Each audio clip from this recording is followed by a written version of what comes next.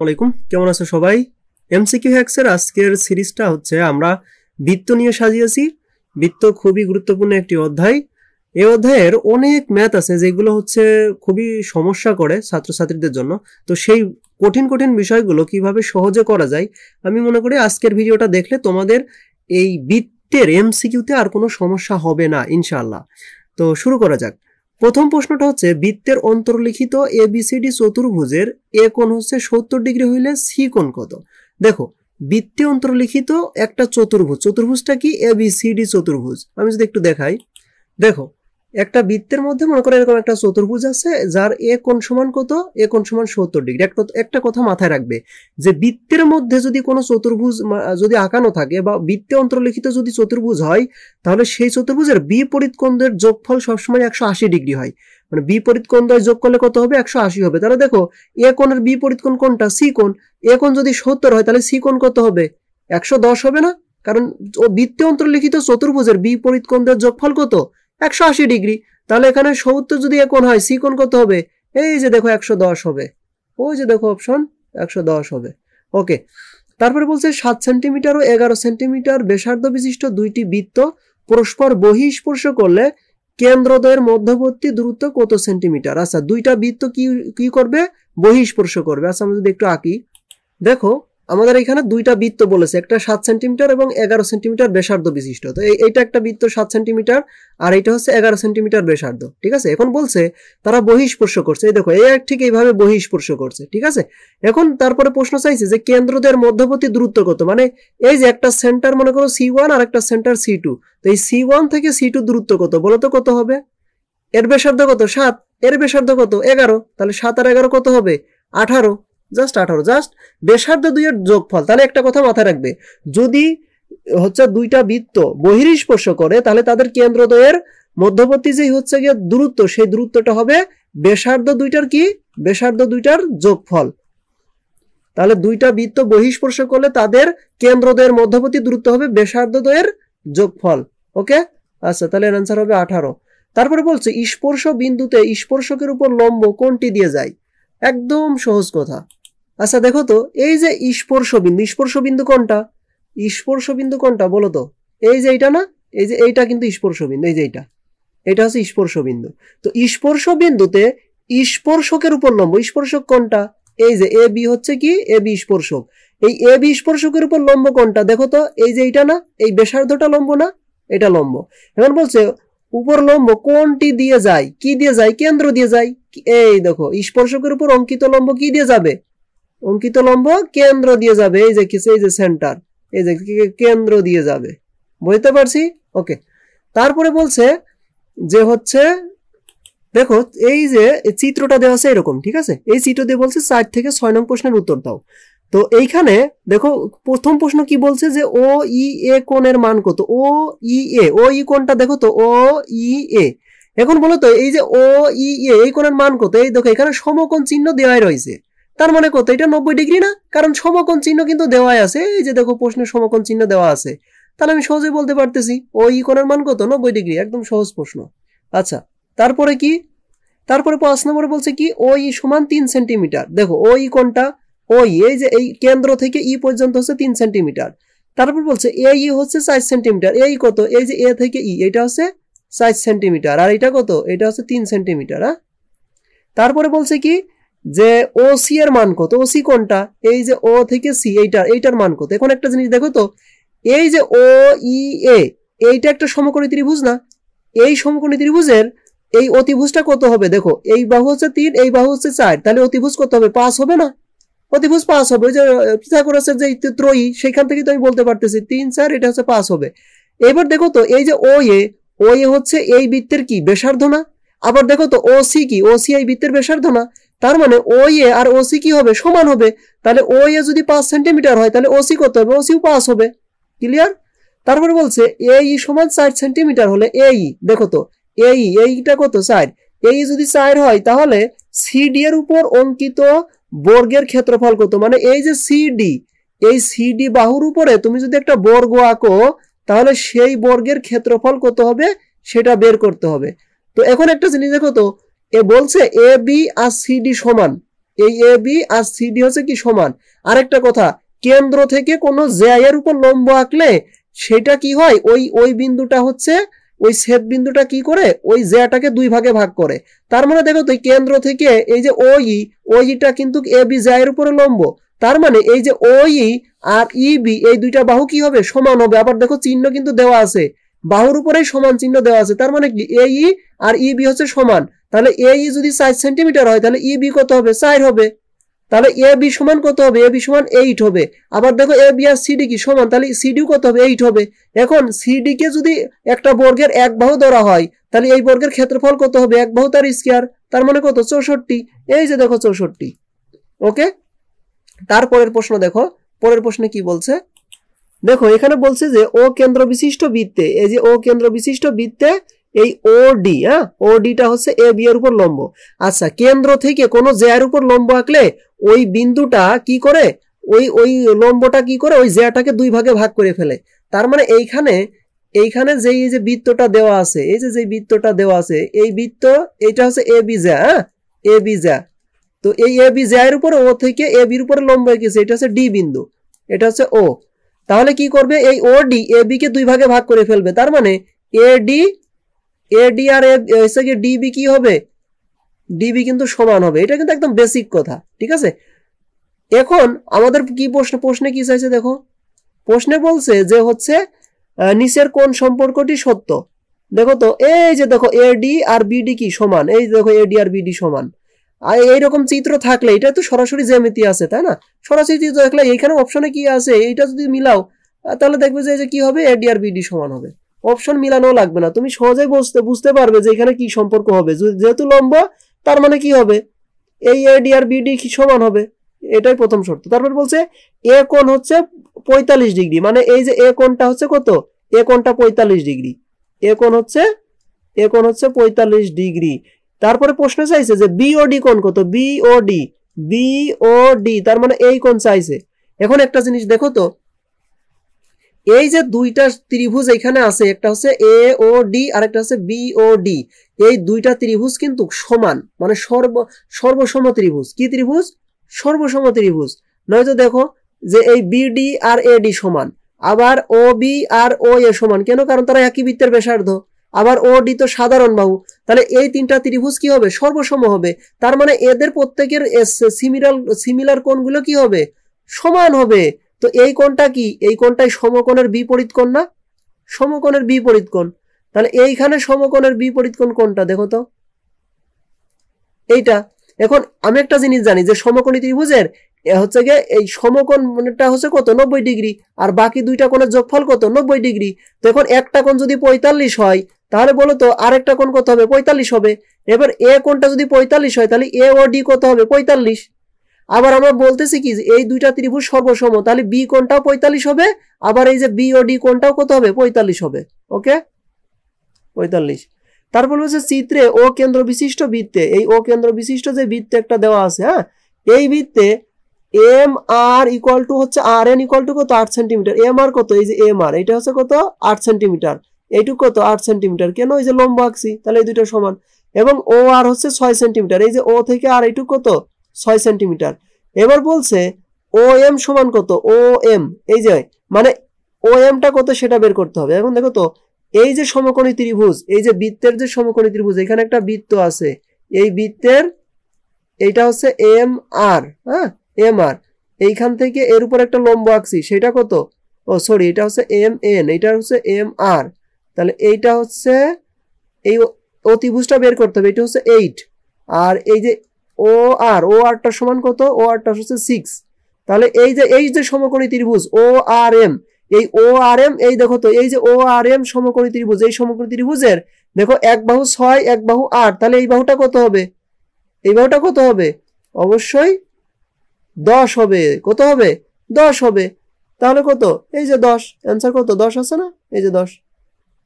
এর বলছে চিত্রে ও কেন্দ্র বিশিষ্ট বৃত্তে, এই যে এখানে কিন্তু সমকোণী ত্রিভুজের ওই যে পিথাগোরাসের সূত্র অ্যাপ্লাই করছি, অতিভুজ স্কয়ার ইকুয়াল টু লম্ব স্কয়ার প্লাস ভূমি স্কয়ার, ঠিক আছে।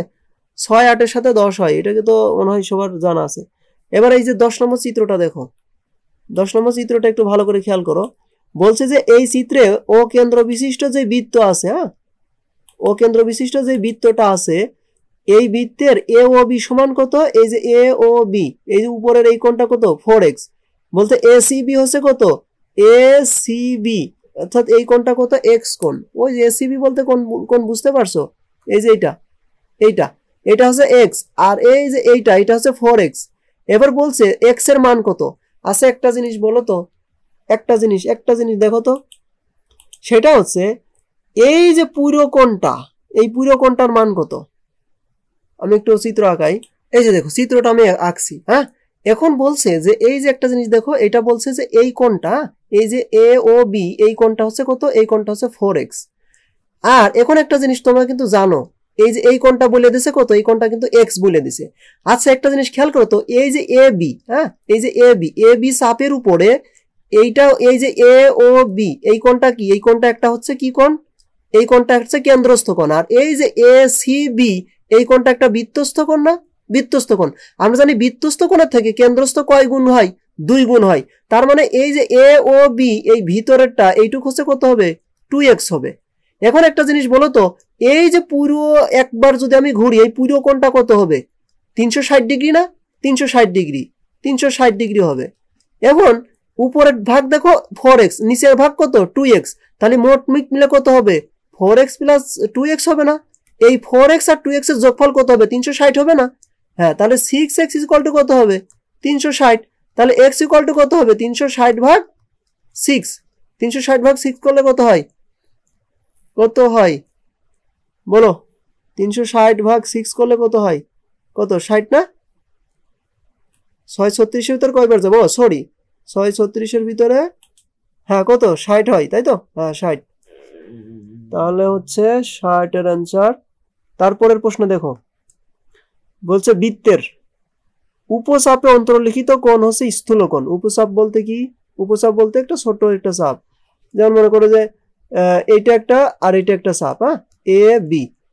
এখন এই চাপে তুমি যদি হচ্ছে একটা কোণ আঁকো, এই যে একটা কোণ আঁকলা, এই কোণটা কি কোণ হবে, স্থূলকোণ হবে, ঠিক আছে। তাহলে ঠিক আছে, উপচাপে অন্তর্লিখিত কোণ স্থূলকোণ, সর্ববৃহৎ যা হচ্ছে কেন্দ্রগামী। আচ্ছা বৃত্তের সব থেকে বড় যেটা কোণটা বলো তো, যেটা কেন্দ্র দিয়ে যায়, যার আরেক নাম কি, যার আরেক নাম হচ্ছে ব্যাস। তার মানে এই কথাটাও সত্য।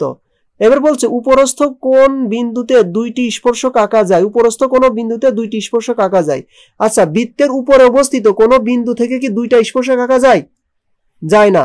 বৃত্তের উপর অবস্থিত কোন বিন্দুতে সর্বোচ্চ একটা স্পর্শক আঁকা যায়, ঠিক আছে। তার মানে অ্যান্সার হবে কত 1 আর 2, 1 আর 2 অ্যান্সার হবে, ঠিক আছে। এই যে 1 আর 2, গ অ্যান্সার হবে 1 আর 2। দেখো তারপরে বলছে নিচের তথ্যগুলো লক্ষ্য করো, বৃত্তে অন্তর্লিখিত সামুদ্রিক একটি আয়তক্ষেত্র। হ্যাঁ বৃত্তে দেখো সামুদ্রিকের বিপরীত বাহু কি থাকে, সমান থাকে। তুমি যদি বৃত্তে একটা হচ্ছে বিপরীত বাহু সমান রেখে একটা সামুদ্রিক আঁকতে যাও, দেখবে যে কি হয়ে যাবে, ওইটার কোণগুলো 90 ডিগ্রি হয়ে যাবে, মানে আয়তক্ষেত্র হয়ে যাবে, ঠিক আছে। তাহলে বৃত্তে অন্তর্লিখিত সামুদ্রিক আঁকতে গেলে সেটা কি হয়ে যাবে, আয়তক্ষেত্র হয়ে যাবে। কারণ সামুদ্রিকের মূল শর্ত কি, বিপরীত বাহুটাই কি হবে, সমান হবে। আয়তক্ষেত্রের বিপরীত বাহু সমান, কিন্তু বৃত্তের ভিতরে তুমি একটা সামুদ্রিক ওই বিপরীত বাহু সমান রেখে একটা চতুর্ভুজ আঁকতে গেলে দেখবা যে কি হয়ে যাবে, সেটা আয়ত হয়ে যাবে, কারণ এই বিপরীত কোণগুলো কত 90 ডিগ্রি। তাহলে অর্ধবৃত্তস্থ কোণ এক সমকোণ, এটা তো একদম মুখস্থ সবার। তাহলে বৃত্তে অন্তর্লিখিত চতুর্ভুজের 2টি বিপরীত কোণের সমষ্টি 180 ডিগ্রি, এটাও তো সত্য। দেখবে বৃত্তে তুমি ওই যে কিন্তু প্রথমেই আমি বলেছি একদম 1 নম্বরে, বৃত্তে অন্তর্লিখিত বৃত্তের মধ্যে একটা চতুর্ভুজ আঁকলে ওই চতুর্ভুজের বিপরীত কোণ দ্বয় যোগ করলে কত হয়, বিপরীত কোণ দ্বয় যোগ করলে 180 হবে, বিপরীত কোণ দ্বয় যোগ করলে 180 হবে। তাহলে 12 ঘ 3টাই হবে। তারপরে বলছে কি যে এবিসি বৃত্তের কেন্দ্র হচ্ছে ও।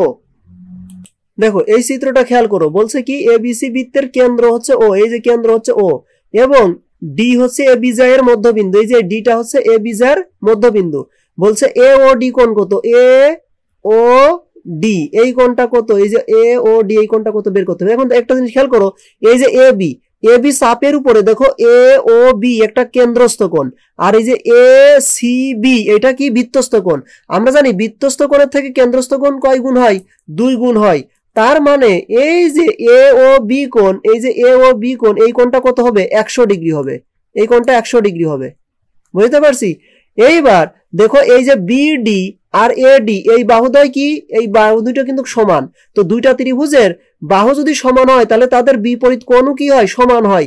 তার মানে এ ও ডি কোণ আর বি ও ডি কোণ কি হবে, সমান হবে। কেন, কারণ বিডি আর এডি সমান, তাই। তাহলে এই দুইটা কোণের যোগফল যদি 100 হয় আর দুইটা কোণই যদি সমান হয়, মনে করে একটা কোণ x হইলে আর একটা কোণ কত, x, তাহলে দুইটা কোণের যোগফল কত হবে, যোগফল হচ্ছে 100। তাহলে একটা কোণের মান কত হবে, অবশ্যই 50 হবে, তাই না? তার মানে এখানে কত, এই যে এ ও ডি এই কোণের মান কত হবে, 50 ডিগ্রি হবে। এবার বলছে কি এ বি জ্যা এর দৈর্ঘ্য কত, এ বি জ্যা এই দৈর্ঘ্য কত। আচ্ছা বলছে দেখো তো, এই যে ও বি, এই ও বি সমান কত দেওয়া আছে, 5 দেওয়া আছে। আর এই যে ও ডি এটা সমান কত দেওয়া আছে, 3 দেওয়া আছে। তাহলে এই বি ডি সমান কত হবে বলো তো, 4 হবে না? ওই যে পিথাগোরাসের সূত্র অনুসারে এই দেখো বিডি সমান কত হবে, 4 হবে। আর আমরা জানি বিডি আর এডি কি সমান, তাহলে এডিও 4 হবে। তাহলে এ বি সমান কত হবে, 8 হবে। এই যে বি দৈর্ঘ্য হচ্ছে 8। এর বলছে চিত্রে বি ও সি সমান 60 ডিগ্রি হলে, এই যে বি ও সি এটা সমান কত, 60 ডিগ্রি। তাহলে বিডিসি মানে এই কোণটা কত। এখন আমরা একটা জিনিস জানি, একই চাপের উপর অঙ্কিত কেন্দ্রস্থ কোণ বৃত্তস্থ কোণের কয় গুণ, কেন্দ্রস্থ কোণ বৃত্তস্থ কোণের 2 গুণ। তাহলে বৃত্তস্থ কোণটা কেন্দ্রস্থ কোণের কি অর্ধেক না? তাহলে এখানে আমার কেন্দ্রস্থ কোণ 60 ডিগ্রি দেওয়া আছে, তাহলে এই বৃত্তস্থ কোণটা কত হবে, 30 ডিগ্রি হবে। বুঝতে পারছি?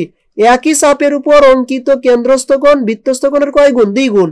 উল্টো করে বললে বৃত্তস্থ কোণ কেন্দ্রস্থ কোণের অর্ধেক, ঠিক আছে? আচ্ছা, যেহেতু এই যে বিডিসি আর বিওসি একই চাপের উপর মানে বিসির উপর অবস্থিত, সেই জন্য এই নিয়ম, ঠিক আছে?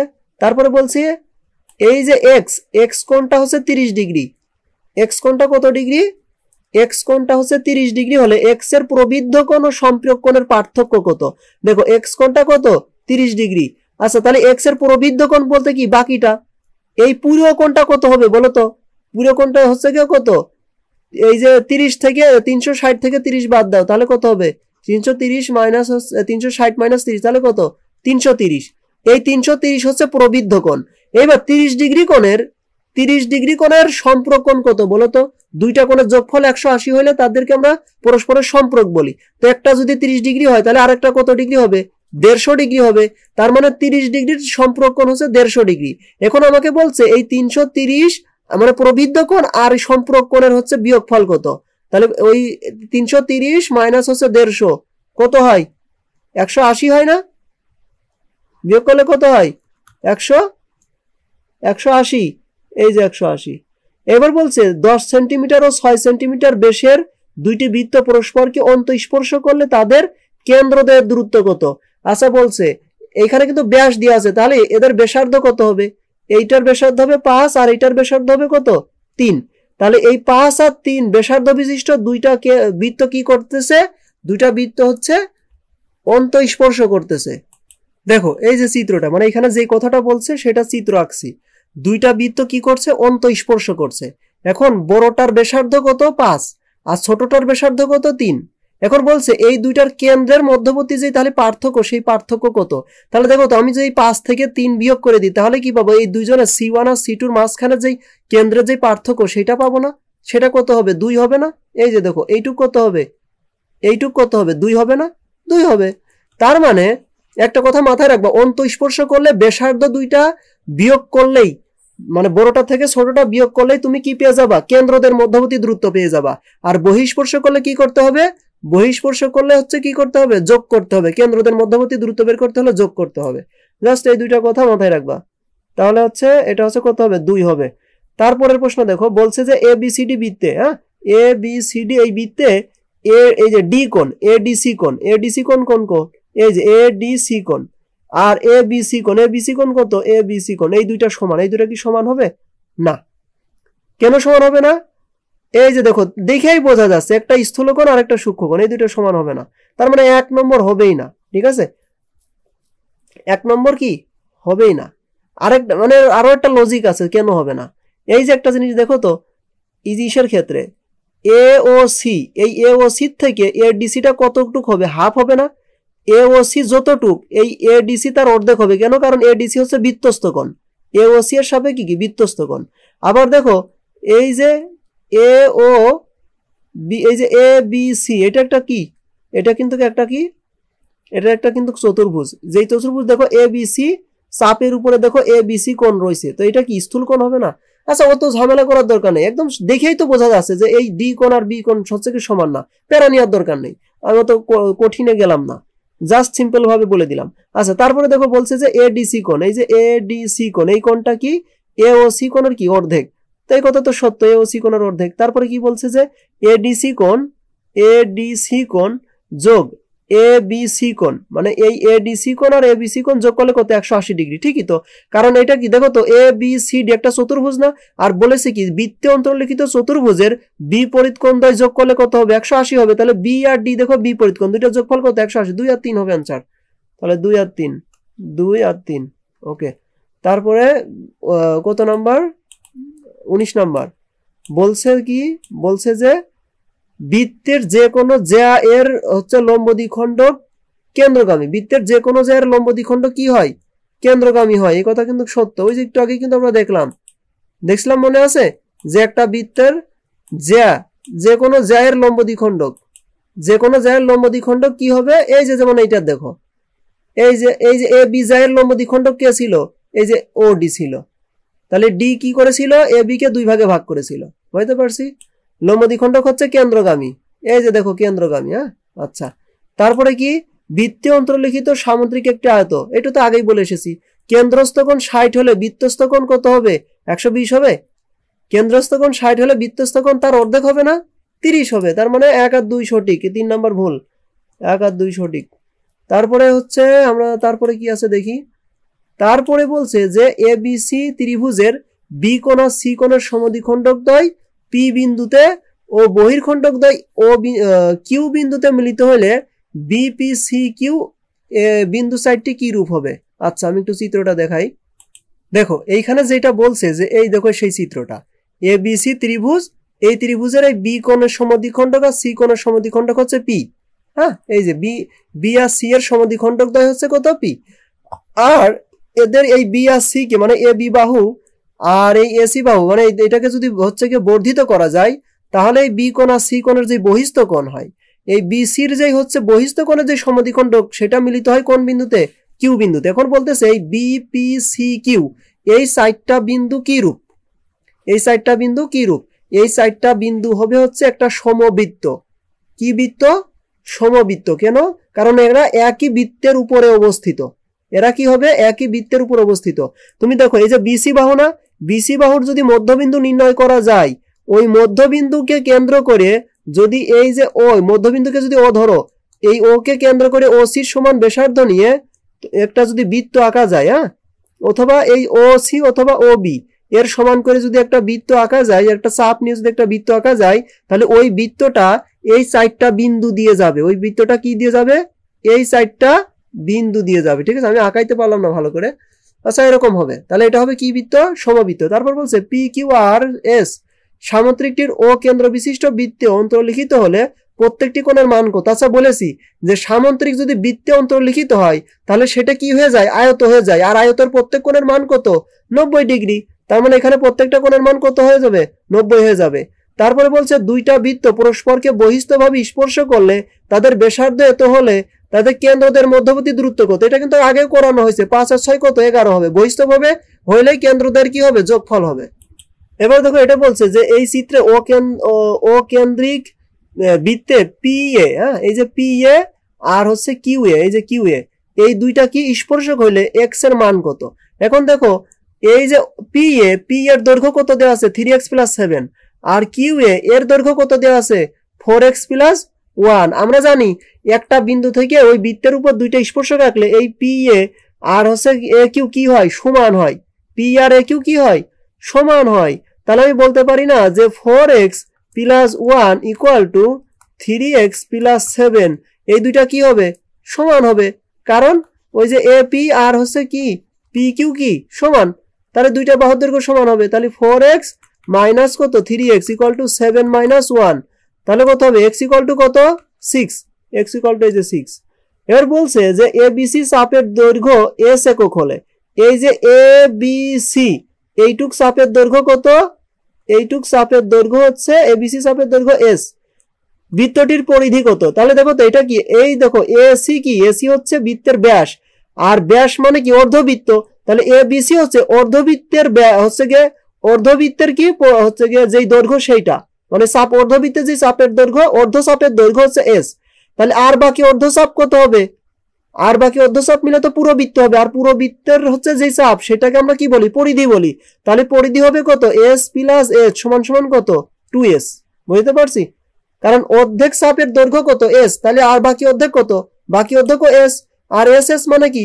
পুরো চাপের দৈর্ঘ্য, মানে পুরো বৃত্ত চাপের দৈর্ঘ্য সেটা কত? 2s। আর পুরো বৃত্তের চাপের দৈর্ঘ্য মানে কি? পরিধি না? হ্যাঁ, তাহলে এটা কত হবে? 2s হবে। এইবার বলছে কি ওবি সমান 1 সেন্টিমিটার। ওবি সমান কত? ওবি সমান 1 সেন্টিমিটার। এখন ওবি মানে কি দেখো তো, এখানে বলেই দেওয়া আছে যে ওবি, দেখো ওবি মানে হচ্ছে ব্যাসার্ধ। কি? ওবি মানে কিন্তু এই যে ব্যাসার্ধ, এই যে কেন্দ্র থেকে বৃত্তের পরিধি পর্যন্ত দূরত্ব ব্যাসার্ধ, ওবি হচ্ছে ব্যাসার্ধ। তো ওবি হচ্ছে 1 সেন্টিমিটার হলে এসি সমান কত? এই যে এসি। আচ্ছা, এসি কি? এসি একটা ব্যাস না? তো ব্যাসার্ধ যদি 1 হয় তাহলে ব্যাস কত হবে? 2 হবে। তাহলে 2 সেন্টিমিটার। এই যে অ্যান্সার আছে কত? 2। আচ্ছা, দুইটি বৃত্তে অন্তস্থভাবে পরস্পরকে স্পর্শ করেছে, তাদের ব্যাসার্ধ দ্বয় হচ্ছে 7 আর 5। কেন্দ্রদের মধ্যবর্তী দূরত্ব কত? এটা তো আগেও করা হয়েছে। দুইটা জাস্ট কি হবে? দুইটা জাস্ট বিয়োগ হবে। ওই যে অন্তস্থভাবে স্পর্শ করলে কেন্দ্রদের মধ্যবর্তী দূরত্ব কি? দুইটা জাস্ট বিয়োগ। 7 5 বিয়োগ করলে কত হয়? 2। এই যে 2। এবার বলতেছে কি এই যে ও কেন্দ্র বিশিষ্ট এই যে বৃত্ত, এই বৃত্তের এই পিটি আর ওটি হচ্ছে পরস্পর কি? এই যে পিটি স্পর্শক, ওটি স্পর্শ বিন্দুগামী ব্যাসার্ধ। এই পিটি হচ্ছে স্পর্শক আর ওটি কি? স্পর্শক বিন্দুগামী কি? ব্যাসার্ধ। আমরা জানি স্পর্শকের উপর স্পর্শ বিন্দুগামী ব্যাসার্ধটা কি হয়? লম্ব হয়। তার মানে এখানে ওই যে টি কোণটা কি? 90 ডিগ্রি। এই যে দেখো, ভালো করে দেখো, এই কোণটা কত? এই কোণটা হচ্ছে 90 ডিগ্রি। আমরা জানি ওটি হচ্ছে পিটির উপর কি হয়? লম্ব হয়। এবার বলতেছে ওটি যদি 10 হয়, এই ওটি যদি 10 হয় আর ওপি যদি 15 হয়, ওপি এটা যদি 15 হয়, তাহলে পিটি সমান কত? আচ্ছা, পিথাগোরাসের উপপাদ্য অনুসারে কি জানি? অতিভুজ স্কয়ার ইকুয়াল টু লম্ব স্কয়ার প্লাস কি? ভূমি স্কয়ার, তাই তো? তাহলে এখান থেকে পিটি বের করতে পারবে না? পিটি কত হবে? আমরা জানি 10 15 এর সাথে সব থেকে ভালো জোড়া কোনটা বলো তো? এইটা করলে কত হবে? দুইটা বিয়োগ করলে কত হবে? 225 মাইনাস 100, তাহলে কত হয়? এখানে 125 হবে। Root over 125। রুট ওভার 125 মানে কত? 5 রুট ওভার 5। কেন? কারণ 125 কি আমি কি লিখতে পারি? 25 গুণ 5 লিখতে পারি না? এর উপর কি আছে? রুট আছে। তো এই রুট ওভার ওই যে 25 করলে কত হবে? 5 হবে। আর রুট ওভার 5, তাহলে 5 রুট ওভার 5। এবার হচ্ছে সমরেখ না এমন কমপক্ষে কয়টি বিন্দু দিয়ে একটি বৃত্ত আঁকা যায়? সমরেখ না এইরকম কমপক্ষে 3টা বিন্দু দিয়ে কি আঁকা যায়? একটা বৃত্ত আঁকা যায়। সমরেখ না এরকম 3টা বিন্দু দিয়ে একটা বৃত্ত আঁকা যায়, কমপক্ষে 3টা বিন্দু দিয়ে। কিভাবে দেখো, এই যে দেখো, আচ্ছা কমপক্ষে একটা বিন্দু দিয়ে কিন্তু অসংখ্য বৃত্ত আঁকা যায়। দেখো এই বিন্দু দিয়ে যাবে, এইরকম কিন্তু অসংখ্য বৃত্ত আঁকতে পারবা। একটা বিন্দু দিয়ে অসংখ্য, একটা বিন্দু দিয়ে যাবে এরকম অসংখ্য বৃত্ত কিন্তু আঁকা যায়। দুইটা বিন্দু দিয়ে যাবে এইরকম অসংখ্য বৃত্ত কিন্তু আঁকা যায়। কিন্তু কমপক্ষে কয়টি বিন্দু দিয়ে মাত্র একটা বৃত্ত আঁকা যাবে? দুইটা বিন্দু দিয়ে অসংখ্য বৃত্ত আঁকা যায়, একটা বিন্দু দিয়ে অসংখ্য বৃত্ত আঁকা যায়, কিন্তু 3টা বিন্দু দিয়ে কয়টা বৃত্ত আঁকা যাবে? 3টা বিন্দু। এই দেখো, সমরেখ না তারা একই রেখায় অবস্থিত হতে পারবে না। সমরেখ না এইরকম 3টা বিন্দু দিয়ে আমরা জানি একটা ত্রিভুজ হয়। কি হয়? একটা ত্রিভুজ হয়। আর যদি সমরেখ হইতো, 3টা বিন্দু যদি সমরেখ হইতো, তার মানে 3টা একটা রেখার উপর অবস্থিত। আর একটা রেখার উপর অবস্থিত 3টা বিন্দু, এরকম কি হচ্ছে গিয়ে ইয়ে করা যায়? বৃত্ত আঁকানো যায়? হ্যাঁ, আঁকানো গেলেও হয়তো কি আঁকানো যাবে না। তাহলে দেখো, অসমরেখ মানে সমরেখ না এরকম 3টা বিন্দু দিয়ে একটা ত্রিভুজ হয়। আরে আমরা জানি একটা ত্রিভুজের কি হয়? পরিবৃত্ত আঁকানো সম্ভব। একটা ত্রিভুজের কি আঁকানো সম্ভব? পরিবৃত্ত আঁকানো সম্ভব। আর পরিবৃত্ত মানে কি? ওই বৃত্তটা ত্রিভুজের 3টা শীর্ষ দিয়ে যায়। কয়টা শীর্ষ দিয়ে? 3টা শীর্ষ দিয়ে যায়। আর 3টা শীর্ষই কি ওই 3টা বিন্দু না? তার মানে একটা হচ্ছে কি কয়টা বিন্দু দিয়ে একটা বৃত্ত আঁকা যায়? সর্বনিম্ন 3টা বিন্দু দিয়ে, যারা কি না, যারা সমরেখ না। আচ্ছা বলছে নিচের কোনটির অন্তর্বৃত্ত আঁকা সম্ভব? হ্যাঁ, অন্তর্বৃত্ত আঁকা সম্ভব এই যে বর্গের। বর্গের 4 বাহু কি থাকে? বর্গের 4 বাহুই কিন্তু সমান থাকে। তো এদের কেন্দ্রদ্বয়ের যে ছেদ বিন্দু, ওই কেন্দ্রদ্বয়ের ছেদ বিন্দুকে তুমি যদি সেন্টার ধরো, সেন্টার ধরে নিয়ে যদি একটা বাহুর উপরে যদি একটা লম্ব আঁকো, তাহলে যেই দৈর্ঘ্যটা হয় ওই দৈর্ঘ্যের সমান যদি একটা চাপ নিয়ে যদি একটা বৃত্ত আঁকো, তাহলে এই বৃত্তটাই হবে বর্গের কি? অন্তর্বৃত্ত। বুঝতে পারছি? এবার অর্ধবৃত্তস্থ ত্রিভুজের সূক্ষ্মকোণদ্বয়ের একটি অপরটির দ্বিগুণ হলে ক্ষুদ্রতর কোণটির পরিমাণ কত? আমরা জানি যে সমকোণী ত্রিভুজের দুইটা কোণের যোগফল কত? সমকোণী ত্রিভুজের সূক্ষ্মকোণ দুইটা, যে এই সমকোণ বাদ দিলে যে বাকি যে দুইটা কোণ থাকে এই দুইটা কোণের যোগফল কত? 90। তাহলে এখন বলতেছে একটা কোণ আরেকটা দ্বিগুণ, তাহলে ক্ষুদ্রতর কোণটি কত? দেখো তো ক্ষুদ্রতর যে অপশনগুলো আছে, একটা আছে 30, একটা আছে 60, একটা আছে 90, একটা আছে 120। 120 আর 90 এই দুইটা তো হবেই না, হয় 60 হবে নয় 30 হবে। এখন 60 বলেছে ছোট কোণ কত, এখন ছোট কোণ যদি 60 হয় তাহলে বড় কোণ বলেছে দ্বিগুণ হবে, তাহলে বড় কোণ হবে 120। এর একটা সমকোণী ত্রিভুজের একটা কোণ 120 হইতে পারে? পারে না। তার মানে ছোট কোণ হচ্ছে যদি 30 হয় তাহলে বড় কোণ কত হবে? 60 হবে। এইটা শর্ত মানতেছে, তার মানে ছোট কোণ হবে কত? 30 ডিগ্রি। বুঝতে পারছি? ওকে, নেক্সট অন্য কোনো অধ্যায় নিয়ে আলোচনা হবে। সে পর্যন্ত সবার জন্য শুভকামনা।